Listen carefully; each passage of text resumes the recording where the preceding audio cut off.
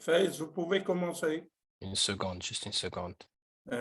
Parce que je me suis trompé d'une chose.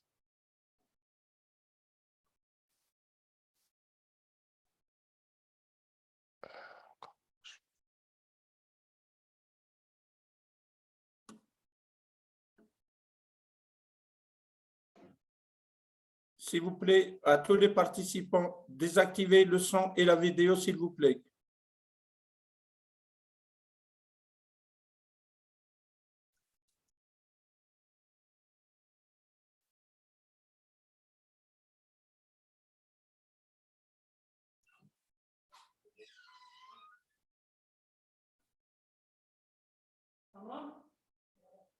Bon, pas grave, on commence. S'il vous plaît, si vous pouvez faire attention à ne pas allumer votre micro, d'accord? Parce que ça commence à devenir un peu dérangeant. Ok, très bien.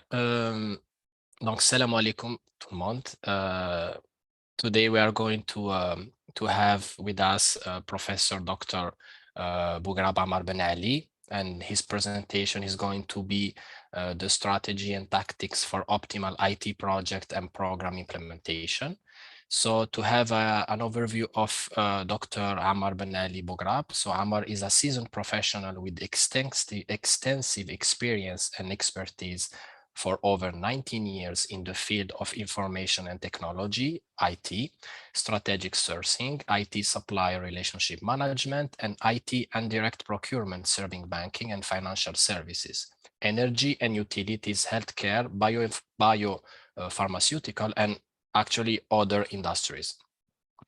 Amar has over 15 years in business development and marketing with affiliations at major industries leaders in B2B and B2C information services such as Dun and Bradstreet Corporation, DNB, and also TransUnion. In that capacity, he developed and executed market segment strategies and high caliber business development program. And on a separate but parallel path, Dr. Bougrab is a certified and highly competent university facilitator and lecturer, serving for over 14 years with the University of Phoenix, Southern California. He delivered a graduate and undergraduate level courses to professionals working adults, and this include management, marketing, public relation, and international business. Amar was consistently voted by his student and other faculties as the most polished and well-rounded instructor in the University of Phoenix feedbacks. And so we are very happy to have Dr. Bougrab with us today. And please, if you can start, and you will have 45 minutes for your presentation, and we will take 15 minutes at the end to get the questions and try to answer them with you. So, Dr. Bougrab, it's up to you. Thank you, Dr. Faiz, for that kind introduction.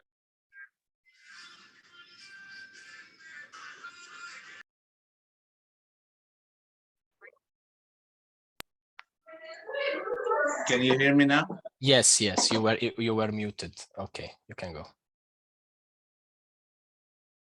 No, you are muted, Dr. Bougrab. Then is that good? Now yes, now yes. All right, thank you, Dr. Faiz, again for that kind introduction, and I want to thank also the Association Selection Committee for picking this topic and inviting me to present.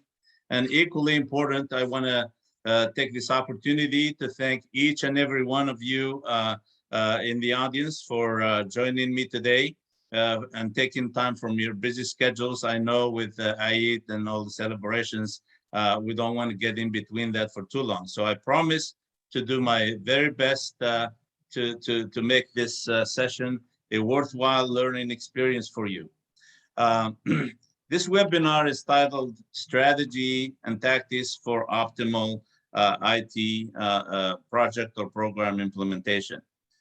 This is where we also discuss proven methodologies and best practices to mitigate or avoid and eliminate the risk associated with implementing technology solutions across your enterprise. You may ask why this topic and why now? I believe it's no secret to anyone in this audience that we live in a global and digital economy today, a global economy that has become more integrated than ever before. Am I going too fast, Dr. Fayez, or this is good? No, I mean, I think this is good. Okay. So with rapidly advancing and evolving technologies, digitally connected markets, e-commerce transformation, to name a few, today's marketplace opens a world of technological transformation opportunities for businesses and organizations of all sizes, types, and footprints. Specifically in today's economy, just about any privately held company, a government entity, or a non-government organization, NGO for short, seeking to grow and compete is capable to acquire, just at the push of at the click of the mouse, their desired and needed technology solution from a highly qualified IT provider. However, there are tremendous risks and pitfalls that can come along that journey. In this webinar, we're going to examine the root causes of those risks and explore some strategies and tactical approaches to minimize the risk associated with that. So what's our contextual framework here? What's the background leading us to this discussion? There is a correlation between the success or failure of your project and the caliber, experience, and expertise of the third-party provider you're hiring to implement that solution for you.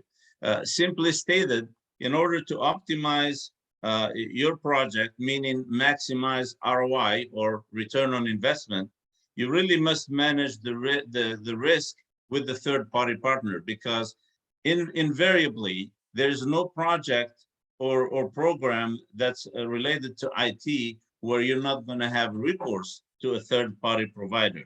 Whether your project calls for the implementation of an off-the-shelf software, let's say a software package that you get off the shelf, like let's say, for example, MS Office, or whether you're implementing a more involved and more complex platform across the organization, like let's say an ERP, an enterprise resource planning platform, such as SAP or Oracle, or whether you're doing, you're implementing an e-commerce website, or even maybe some type of infrastructure upgrade. For example, migrating laptops from an HP platform to an Oracle platform. All these projects have one thing in common, and that is a supplier, a third-party supplier or suppliers are going to be involved in helping you through that journey.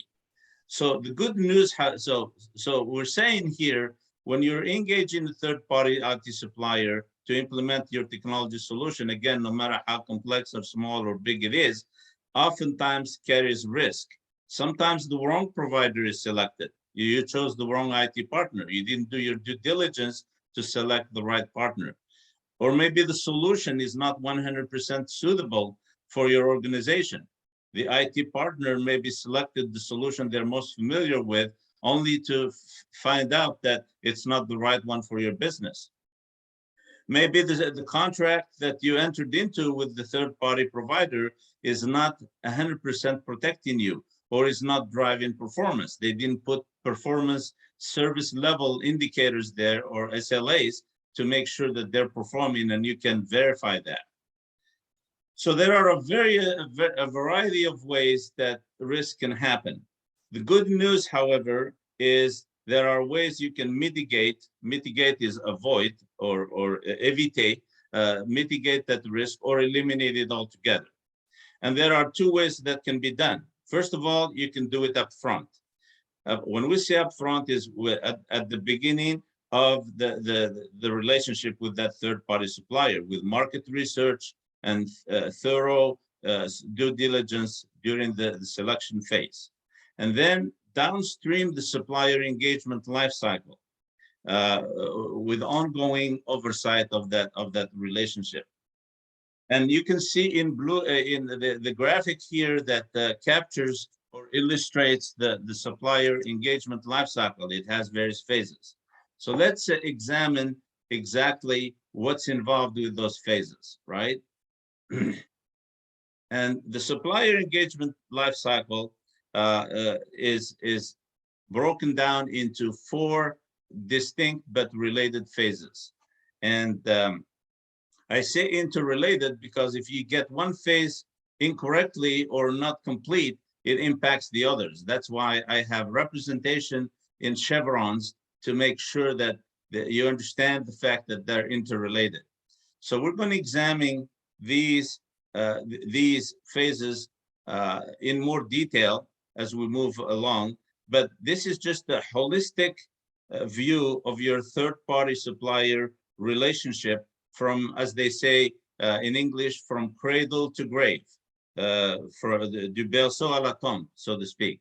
So let's start with vendor identification and selection. This is the first phase of the process, but it's one of the most critical, or if not the critical phase. The bodies of work or functions that are listed here, and there's about 5 or 6 of them, are what you need to do, what needs to happen in order for your identification and selection to be successful. It begins with business requirements development. Prior to engaging any supplier, especially in the field of IT, it is critical that you have a good sense of what requirements do you have. And there are several kinds of requirements. You know, in technology, you have functional, technical, you have business requirements. All those need to be documented in a document. It's either called the Statement of Work, or SOW for short, or a business requirements document. Your organization must, it's critical that it owns that process. Why do I say that? I have seen over the years of my experience consulting with medium and large companies where they delegate that task of developing requirements to the third-party supplier that's going to do the work. Now, you know that's wrong, because they're not going to put accountability on themselves. They're not going to put special criteria on themselves. And you got to own that process. It's a collaborative effort that involves many people in the organization that are going to be touched by that project or program. So really, really important. Again, the business requirements document will articulate your technical, business, functional. It's a collaborative process, and all stakeholders in the organization must be involved. The next piece is vendor-specific assessments. Vendor assessments mean evaluating the vendor for capability, financial viability, meaning how strong is the organization? Are they about to go bankrupt? If you're going to invest in a software platform and the vendor is having financial difficulties, then it's not gonna play out correctly. So you got to make sure that the third-party IT supplier is healthy from a financial standpoint. They have the domain knowledge, and there are various sources of research that can help you make that possible. There's also market-specific or market position research. The competitive landscape. Who are the competitors in that space? If you're looking at a vendor, who at an IT partner, who else is competing in that space? What are the key trends that are emerging in that technology? I want to give you an example of a report that's put out by Gartner Consulting and Research, and we'll look at an example of it that ranks companies by their capability, whether they're a leader in that field, whether they're a niche player, whether they're just emerging. So that's an example of a research you can get, and they're not the only one in the field. The other piece to this, to the identification and selection process, is a formalized technology sourcing planning. You've all heard of RFP, RFI, RFQ, meaning request for proposal, request for information, request for quote. This is the equivalent of appel d'offre, as we call it in Algeria. Appel d'offre meaning you're soliciting various partners or suppliers to give you a bid. And, you know, to give an example, I mentioned earlier, let's say your management has asked you and your team to identify and select an e-commerce platform. Your company is looking to drive customer or non-customer traffic to a website to buy the services or products that you put out. Well, there are ways in the RFP, effort to put a criteria for that platform. You can put in there what platform functionality you want, what integration and scalability factors you're looking for, and then in terms of content management, what things that it must have to keep you protected from regulatory compliance. There's user interface functionality, ease of navigation, product catalog, enabling shopping cart and checkout capability, pricing, order management, and shipping. So these are basic functionalities you're going to make sure that you put out in your request for proposal for the bidders to respond.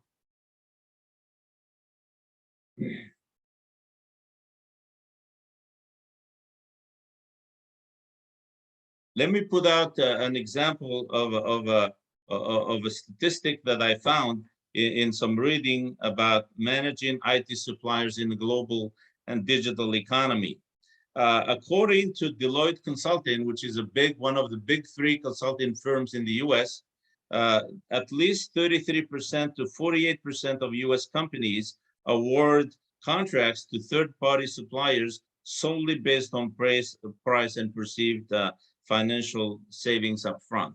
So that's a big deal. When you talk about almost 50% of US companies not doing their due diligence when they select an IT supplier, that can be scary solely on price. And we're talking about here, you want to look at capability, financial viability, domain expertise. Are they a leader in their field? And I'll show you again an example of that report I talked about in the Gartner Magic Quadrants report.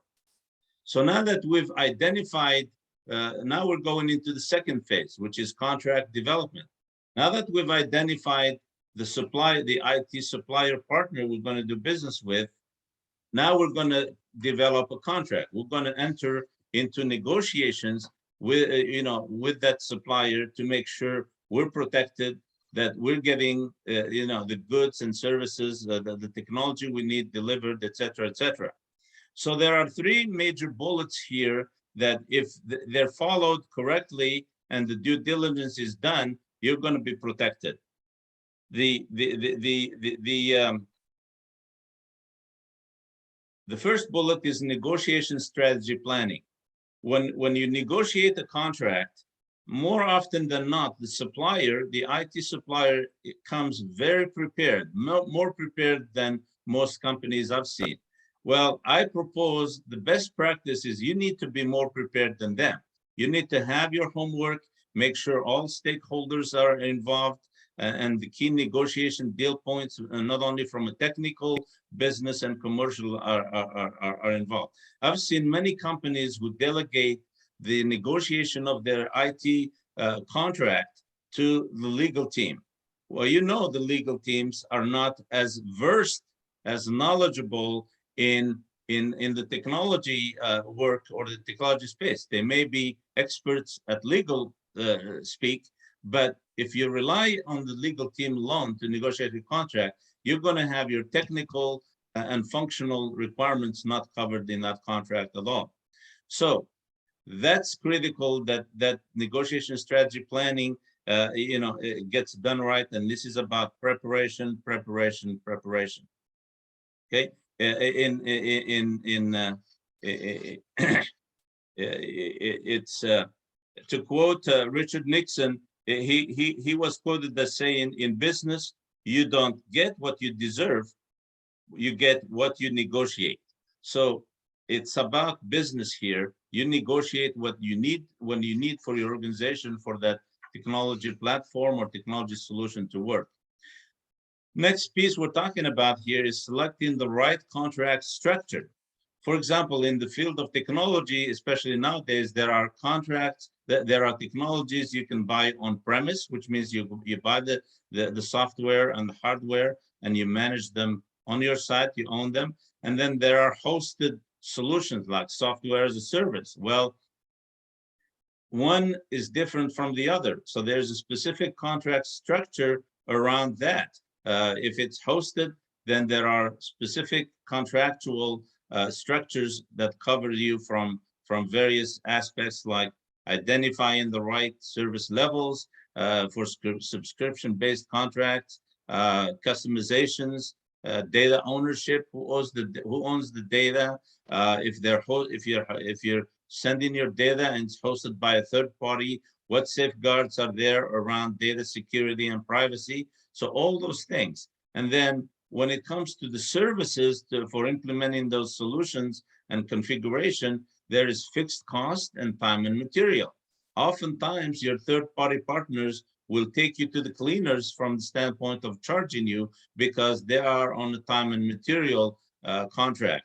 So they bill you for time, and many times they go forever. Whereas if you lock it into a fixed cost contract, chances are you're going to come out ahead. So these are safeguards when you're developing a contract. And once you have all the ducks in a row, everything lined up correctly, it's in the contract, the vendor signs to it, you sign to it, you're protected. So now we have identified the vendor, we've executed the contract. Now it's about contract management. Now the vendor starts to work.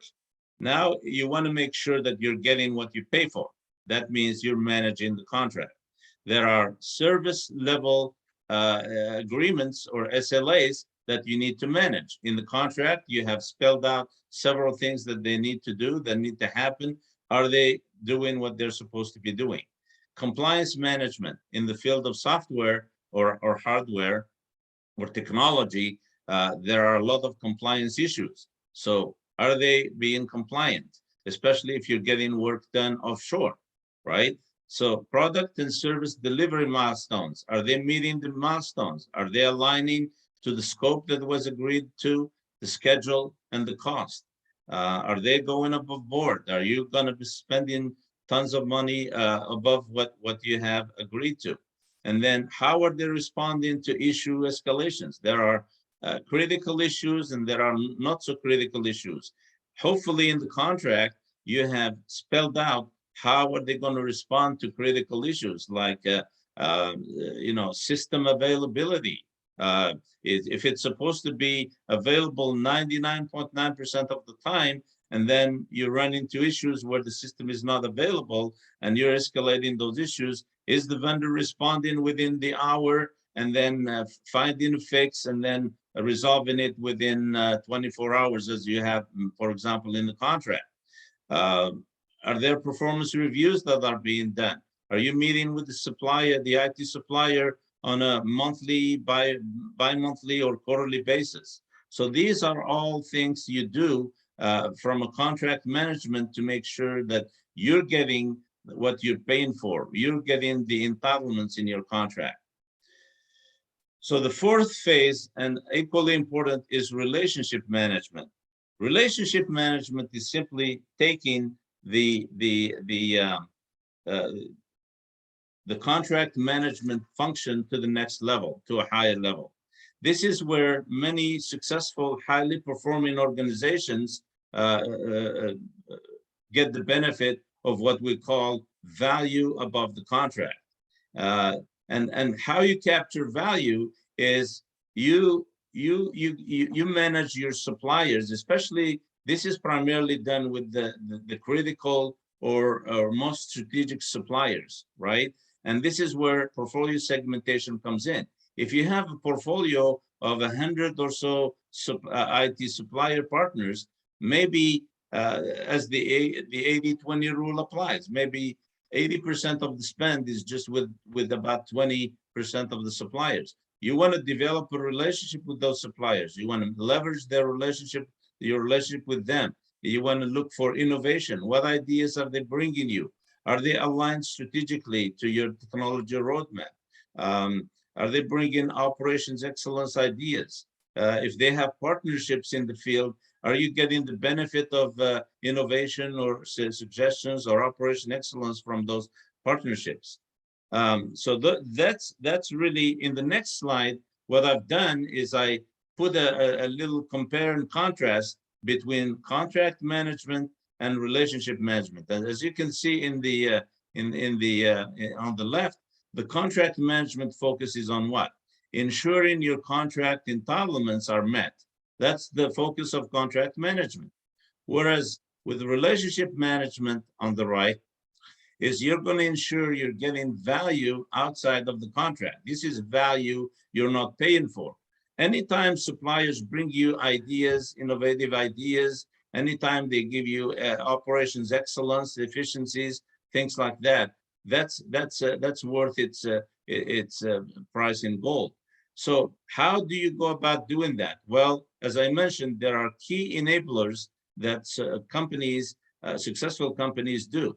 They segment their portfolio, they work with the strategic suppliers, they allocate resources to manage them, they do performance assessments, they meet with them on a monthly, quarterly basis, and then they do periodic assessment of the relationship. They make visits to these suppliers' innovation labs. They do vendor summits. They organize technology roadmap briefings. In other words, they invite these suppliers, and they present to them where are they headed from a technology roadmap standpoint. So essentially what we're saying here is if you focus on these tactics and you're measuring these intangibles, then you are likely to get value outside of that contract. So we talk about holistic performance management a lot, but hardly anybody is doing it formally. At best, I've seen companies do qualitative surveys, but that's about where it stops. The framework I have here is based on several years of experience implementing this across the enterprise. And so the holistic performance evaluation is where you are leveraging or taking advantage of your quarterly business reviews to make sure there is performance continuous improvements. So the first, it has three components. This framework has three components. You have measure and track. You have quantitative and qualitative performance metrics that you're capturing on a monthly or quarterly basis, and then you put together a supplier performance dashboard. I'll show you an example of a dashboard, or I call it report card, right? Then you manage that. So you get together with that supplier and you show them their dashboard, and they come prepared to that quarterly business review meeting with some kind of a performance improvement plan.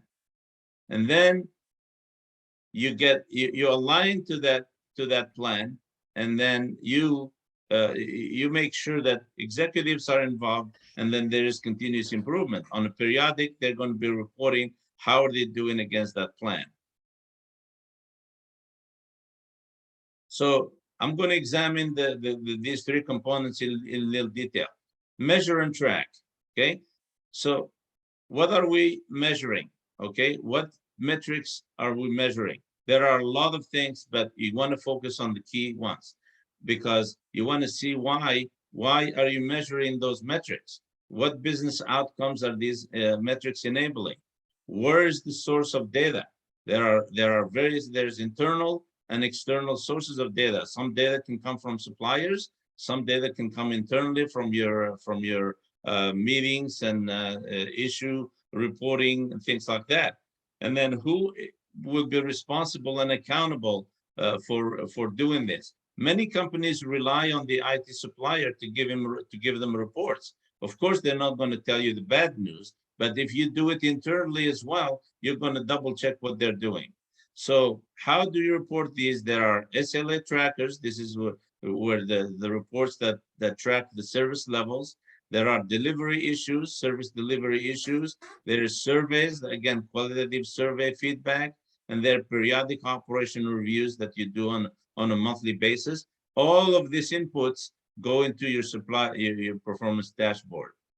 And then I'll show you the example of that dashboard in a little bit.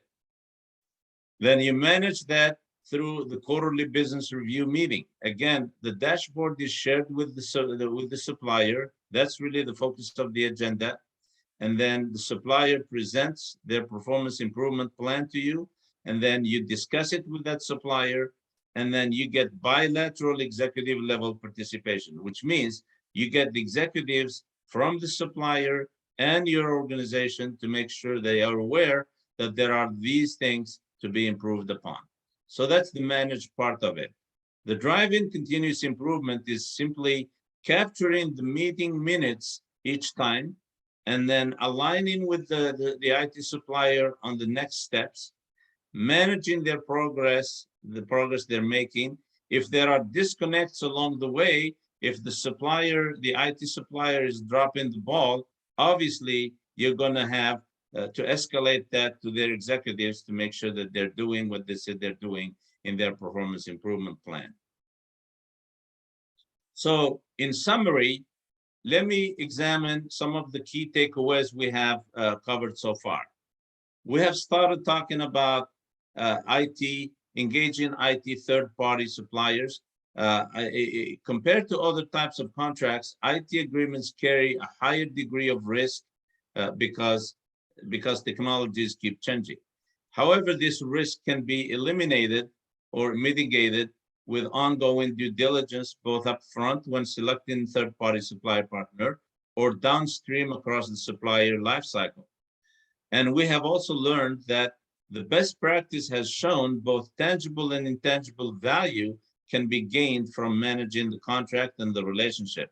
If you track those supplier key performance indicators, those intangibles, you are ensured to gain value outside of the contract, meaning value that you're not paying for. So this is where the presentation ends. I want to show you a couple of appendices.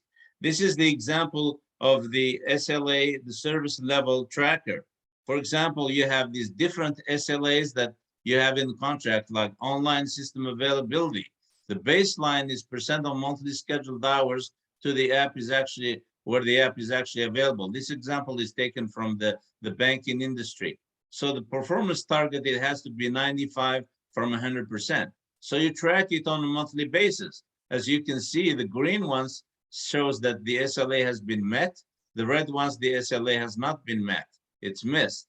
So often on and so forth with the other SLAs. The number two piece is survey results. You have surveys where you ask questions and you give them a rating as far as whether the vendor exceeds expectations, meets expectations. In this case, relationship quality, account management, team support, project engagement management, and they get scores on the left side. Then this is, again, feedback that's open feedback from the participants. So this is an example of a dashboard that has 3 components, and you go over that with the supplier during those quarterly business reviews, and you are likely to make headway in their performance. What I have here is I talked about the Gartner Magic Quadrant reports. Gartner is a consulting company that looks at different sectors of IT and picks the leaders or everyone that's playing in that field. This report here is from 2022. And as you can see, they look at the ability, the completeness of vision on the horizontal axis, and then the ability to execute on the vertical axis. So as you can see, the leaders quadrant here, you have a couple of companies where their completeness of vision is high and their ability to execute is high. Then here you have visionaries.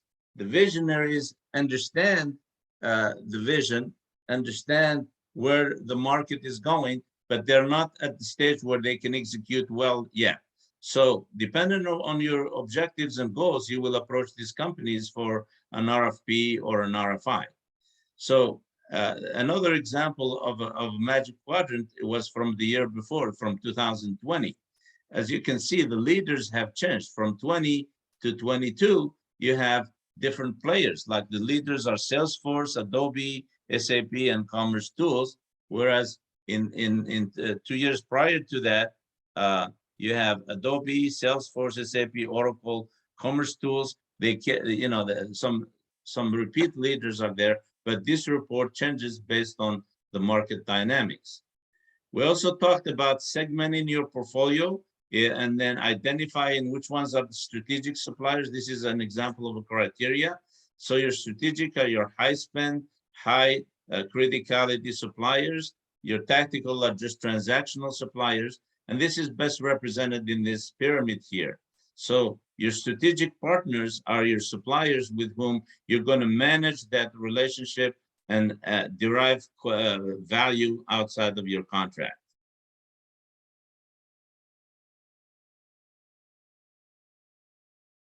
Dr. Faiz, that's where I end the conversation. And if we want to go to the questions, I'm ready. Yes, sure. Thank you very much, Dr. Amar Bougrab. That was very, very interesting. Actually, it's highly specific for like business students, I think, too. So it's really, really, really very interesting. Even if I'm not in the field, but I learned a lot. I definitely learned a lot about what you presented. And yes, we have like a lot of questions actually that came from the audience, and they are especially, I think they are especially focused on what is happening now in Algeria with this new era of startup that are coming out from the academia, and like not only from PhD students, but also from the master students from their projet de fin d'études. And so, yeah, we have a lot of questions about that. And I would like also to say to the audience, if you would like to ask directly the question to Dr. Bougrab, you just have to raise your hand and we will give you we will give you the talk. Yeah, so I would like to start with my questions, because I have like 2 questions regarding what you have just like presented now. Sure. Yeah, so one question is actually, are these strategies that you just showed applied at the same kind or same manner with small companies, but also big companies? And also, who is actually doing the job? Are like actually the business part of the company, or are these like management done by like consulting firms? That's a good question. That's a good question. A lot of these strategies are approaches and methodologies that can be applied by small, medium, as well as large companies. You don't have to have a fully, staffed IT department or a fully staffed, technology, what do you call a technology staff to make sure that you have a relationship, a solid contract with an IT provider. Basically, there are a couple of components. If you have certain needs to acquire technology, and you want to have those needs, those requirements developed in a way that's complete, thorough, and then it takes the collaboration effort internally. Oftentimes, you may recruit a consultant to help capture those requirements, and that's when you go in and solicit the help of an IT supplier to implement that technology. So many companies rely on just the legal department to do this work, but the legal department, as I mentioned, is not equipped to address the considerations that have to do with the work of IT. The work of IT has specific things like, if you look at the software development lifecycle, then the legal team is not going to understand all that. You got to have people that are knowledgeable in IT that can talk with that supplier to make sure that the business requirements document or the statement of work document has all of that spelled out in there, and then the supplier signs up to deliver to it. So yes, a lot of these tactics are not just for the large companies with large IT staff. They're for just about any size company. Okay, great. Thank you very much. Yes, So, sir. I try to like make like a number of questions available like that were asked for the majority of the people here. So I will try to give you like an overview of them, and we try to like get a maximum of answer from you. Okay. Sure. So how we can choose a good third-party provider? Again, I think some of that we can touch on, especially on that identification, selection identification piece. You're going to need to do some due diligence, some upfront research. Many companies make the mistake, again, both small, medium, and large companies make the same mistake where we're all creatures of habit, as they say. We like to go to where we know the people, we had experience in the past with that vendor. But in the field of technology, you can't apply that concept. You can't just go to, say, HP just because you have used HP before. If you're looking at a technology platform, like an e-commerce platform, you want to do your due diligence, identify. So the first step is identify who else is playing in that space, who has the technology platforms. There are at least 20 platforms out there, aside from the obvious leaders like SAP, Oracle. There are another.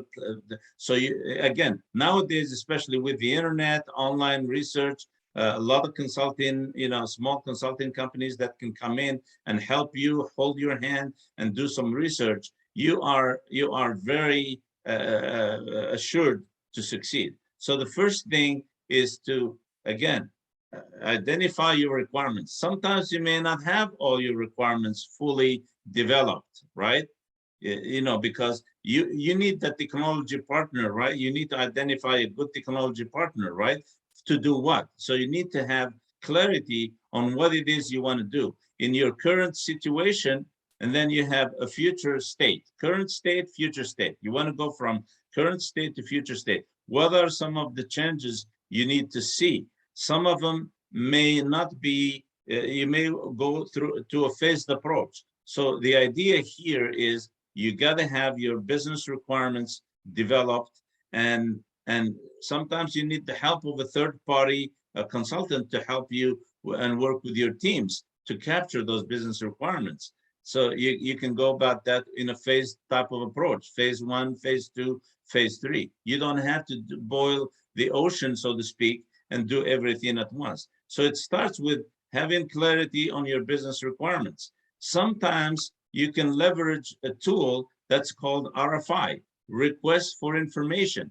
Request for Information, you're soliciting many companies that can help you have a good grasp, a good command of your requirements. Does that make sense? A request for an RFP, you are requesting a proposal, a quote. Yes, that make a lot of sense actually. Oh, you are muted, Dr. Amar.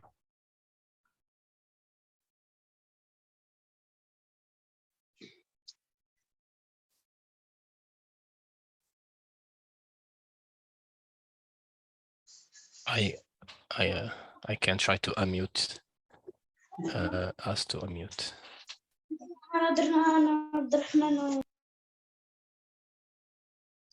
Yeah, you are still muted, Dr. Amar.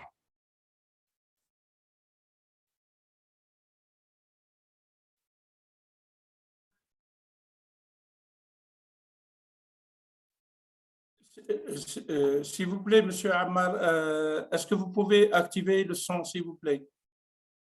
Ou plus précisément, réactiver le son. On ne vous entend pas, monsieur. Oui, OK. Ah, c'est bon. Maintenant, Yes. c'est bon. C'est bon. C'est bon. Monsieur Okay. Amar, Oui. donc that make a lot of sense actually. That answered the question, yeah. Dr. Fayez, again, you asked a very critical question, and I want to repeat it, and I want to repeat the answer I gave you to make sure the audience benefits from it. Your question was, how do you identify and select the right, a good technology provider? Am I correct in that? Did I capture it correctly? Yeah.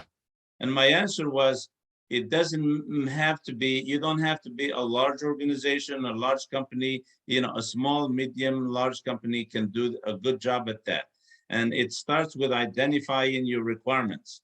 If you don't have a good sense of what your requirements are, you can go out there and identify companies that are in that space and say, this is where we're trying to go. This is where we are today, the current state, and this is where we're trying to go. And how do we get there? What requirements we need to have in place? So you don't even have a third-party IT partner that you're paying. You're doing this work. So from those responses, you are able to document the requirements that you can then take out there to an RFP and identify the right IT supplier. That's very clear and net. Thank you very much, Dr. Amar. So we have a question from the audience. It's actually our colleague, Dr. Malika Aid Boudrias. So, hello, Dr. Malika. Hi, Dr. Amar, and thanks, Faiz. Actually, thank you so much for the insightful presentation.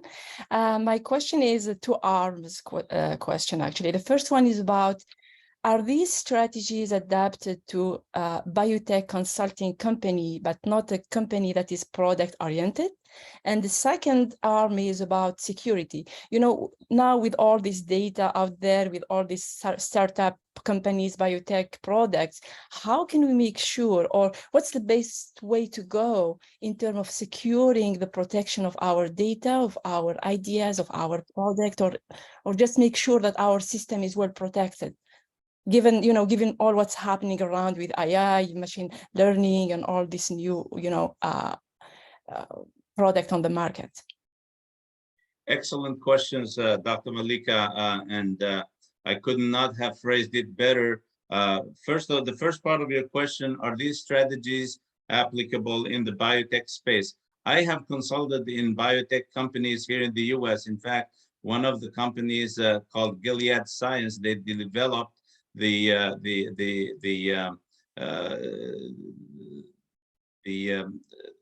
remedy for AIDS. And so, yeah, these strategies are applicable because everybody, whether it's a biotech company, a manufacturing company, a wholesaling company, or a banking and financial services company, everybody has suppliers, IT suppliers that are bringing technology in their environment. So these concepts and these strategies I talked about do apply across the board. They're not just for manufacturing companies that are selling a product. They're across the board. It's about really identifying the right supplier up front, doing your due diligence, doing the research to make sure that supplier is in the leader's bracket or they're sound from a financial perspective. And then you sit down with that supplier and you negotiate the contract and to make sure the right contract provisions are in there. And this is a good segue to the next part of your question, which is security. And you are right on, because nowadays, especially with cloud computing, SaaS, software as a service, there's a lot of exposure out there with companies being, with software being hosted by third parties, vendor, especially when you're sharing the cloud with some other companies. So a lot of things can happen with the data. And this is where your contract negotiation comes in. There are safeguards that you're going to ask your supplier to make sure that they do, and they assure you they do for protecting your data. And they need to tell you about those and to make sure that you vet those things. You research them and make sure even if you get a consultant to say, okay, this is the kind of data that we're going to share with this company. A lot of it is PII, personally identifiable information, PII. Well, if you're going to share information on employees, customers, etc., you want to make sure it's protected, especially if the company is offshore, let's say out of India or some other place. You want to make sure they have the safeguards, and you inspect at some point during the relationship. I've seen companies send teams of of staff to India to inspect the facilities. So yes, there are safeguards that need to happen, and companies can assure you that in the contract. And once you have it in the contract, you are protected. So it's about learning what safeguards do they have, who has access to data, do you have, you know, do they have protections, you know, how do they back up the data? Do they do it 24 hours a day? Or, you know, how often do they do that? If they don't have answers or they hesitate, then that's not the company, that's not the right IT partner for you. Does that make sense? That's great. Thank you so much. Yeah. S'il vous plaît, j'ai une question, une compilation de questions relatives. La première question et qui se pose, vous avez présenté une approche, vous l'appelez stratégie, pour moi c'est une méthode de choix, et la question qui se pose est comment, elle est un peu plus générique, cette approche. La question, c'est comment greffer les lois et la réglementation d'un pays à cette approche. Et surtout, on sait qu'il y a des domaines, dans le domaine des IT, des domaines beaucoup plus sensibles. Et la question, comment greffer la réglementation spécifique à un domaine. Par exemple, nous, on est confronté beaucoup au choix des logiciels dans le domaine de la biologie santé, des essais cliniques et compagnie. Et il y a une réglementation parfois nationale, parfois même internationale. International, oui, oui. Le FDA impose un certain nombre de réglementations, en particulier la 21 CFR par 11 sur les aspects liés à l'enregistrement électronique et la signature électronique. Et donc, comment vous voyez la méthode de greffer cette réglementation locale ou nationale ou même mondiale à l'approche de sélection des fournisseurs, par exemple? Très, très bonne question. S'il vous plaît, qui a posé la question? Pardon? Vous êtes qui? C'est Monsieur Judy. C'est Monsieur Judy. Monsieur Judy, ça, Monsieur Judy, je vous remercie. Très, très bonne question. D'abord, comme je vais placer la question en contexte.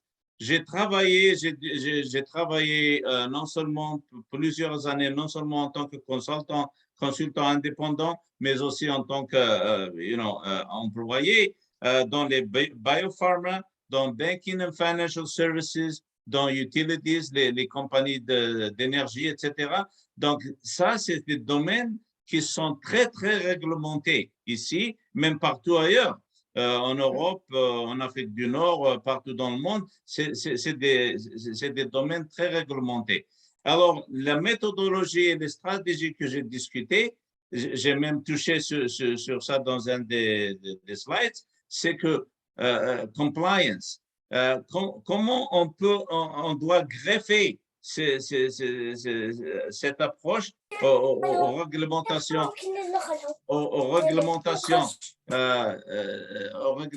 en vigueur, c'est de...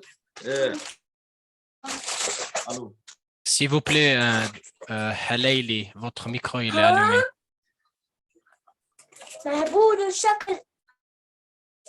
Allô?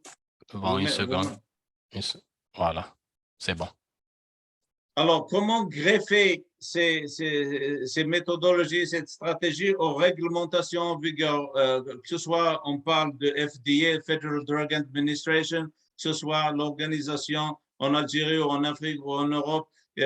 D'abord, il faut s'asseoir avec le partenaire des IT suppliers et on va s'assurer qu'ils sont conscients, qu'ils sont informés et qu'ils ont appliqué les réglementations en vigueur. Ils vont nous prouver leur expérience et leur plan. Par exemple, dans in the RFP, in their bid, dans leur submission, ils vont expliquer quel genre d'expérience, de calibre expérience qu'ils ont dans ce domaine. Donc, c'est une façon, c'est une manière de s'assurer que le partenaire, the IT partner, in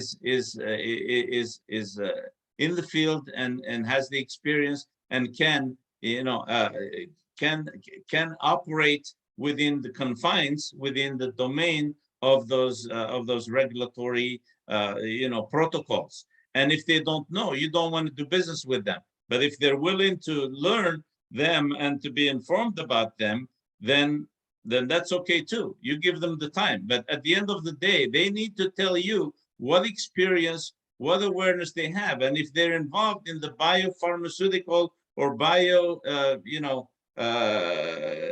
sector, they should know those regulations, not only nationally, but internationally and globally. I hope I've answered your question, Dr. Judy. Yes, yes. Thank you very much. Thank you very much. It was like a very, very detailed answer. Yeah, thank you very much. I think we will finish with two questions. Okay.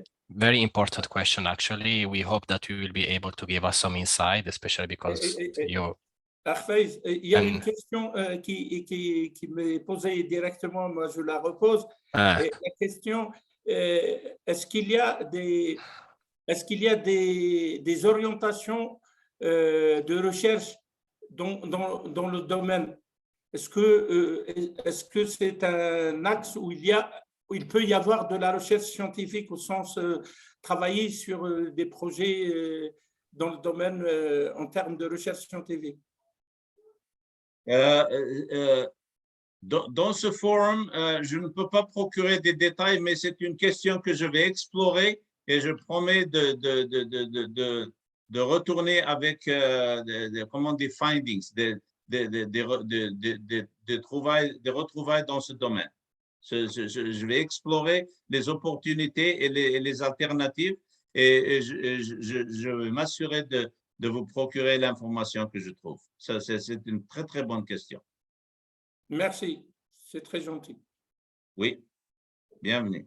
Okay, so one question coming from the audience also is this concept can be easily applied in our country, so mainly in Algeria, especially with the development of new startups and companies? Excellent question, and I knew eventually it will come up. Definitely, these are, I kept it very general and generic.